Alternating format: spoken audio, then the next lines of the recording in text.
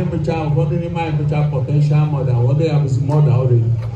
Ka anyị na-arụ ọrụ dịrị anyị n'ezinụlọ anyị na n'ụka.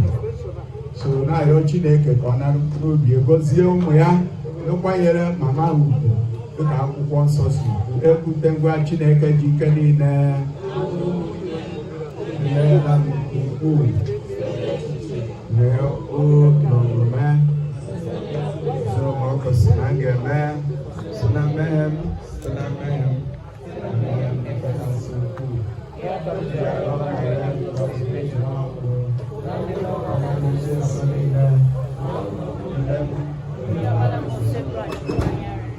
Chineke jike niile mere anyị ebere gbara anyị uju anyị tụrụ anyị na ndụ ebighị ebi.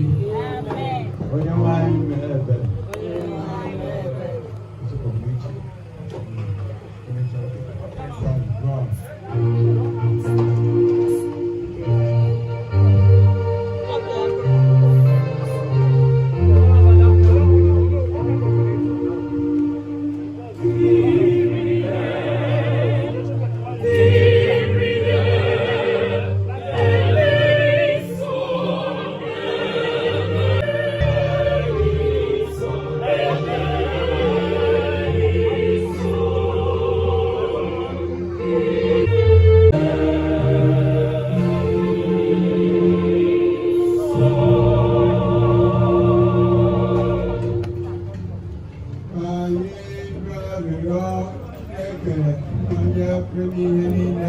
Mama Onyia Victoria Odabebi, onye nke mụrụ n'ime Kristi, kirite ya n'ụbọchị ikpeazụ ka o soro keta oku na-achị n'ịdịkọ n'otu ntụmọ nsọ Chukwu ebe. Ka anyị nọdụ ochere gee ntị n'ihe ọbụla.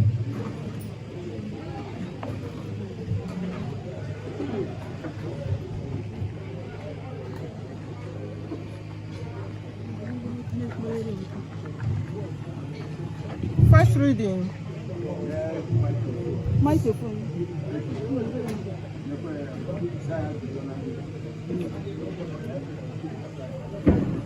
First reading. A reading from the book of Lamentation, chapter 3, verse 17 to 26. My soul is beneath of peace. I have forgotten what happiness is. So I say, gone is my glory, and all that I had hoped from the Lord. The thought of my affliction and my holiness is one good and gain. My soul continually think of it, and is bowed down within me. But this I call to mind, and therefore I have hope. The steadfast love of the Lord never ceases. His mercy never comes to an end. They are new every morning.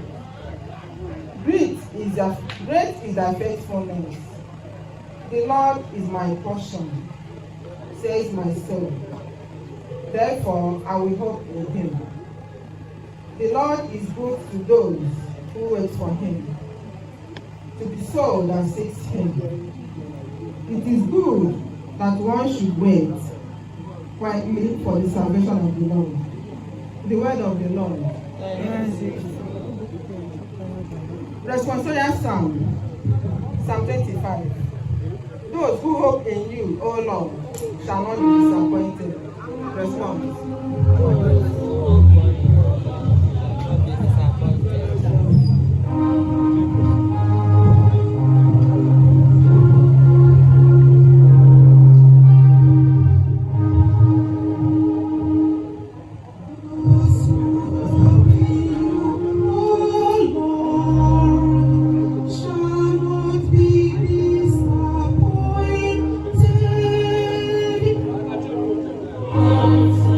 Oh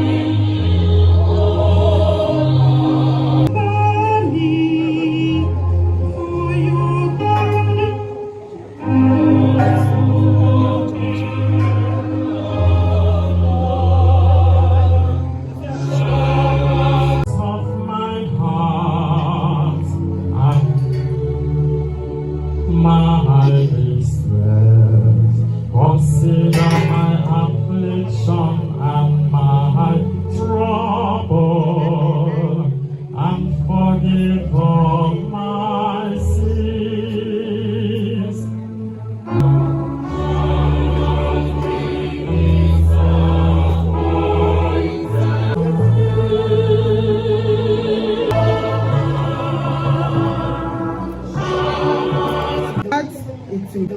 It will be the same for those who have died in Jesus, together with them, to meet the Lord forever.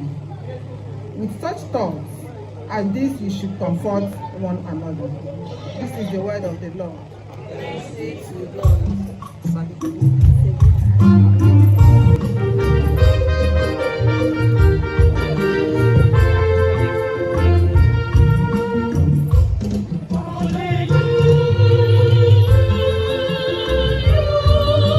This is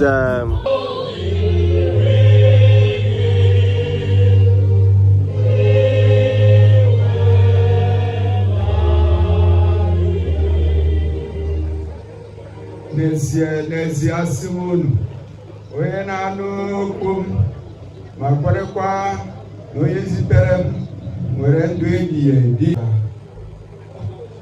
O nyekwara ilu olu n'oge ahụ na-abịa mgbe ndị niile dị n'ili ga-anụ olu ya.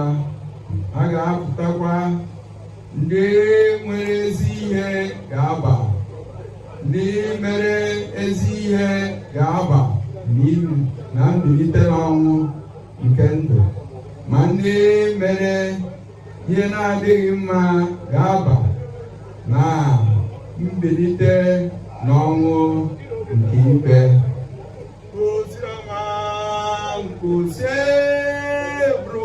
Victoria nke mere okwu Chineke na ndụ ya were mee ihe siri n'ọnwụ baa na ndụ n'aha Jizọs.